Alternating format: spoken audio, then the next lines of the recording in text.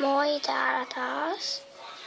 Niin musta tuntuu sillain, että kukaan ei katso niitä mun videoita, kun niistä näkyy tyhmät kuvat ja sitten siinä kirjoittu metsäaaveessa. Niin siinäkin on 0 näyttökertaa. Ei se ole silleen tyhmä, vaan se on ihan sellainen aavemainen.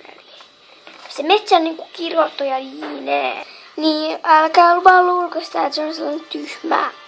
Että siinä vaan tosta kuvataan tolle. Niin se on ihan niin sillä kun se pitää ollakin. Mulla alkaa tulla paha mieli kohta tosta.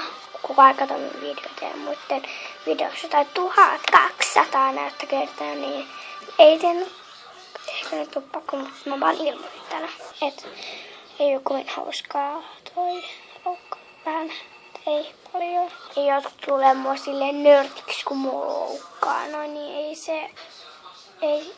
en mä oo nörtti, jos vaikka mulla on silmälasit kyllä.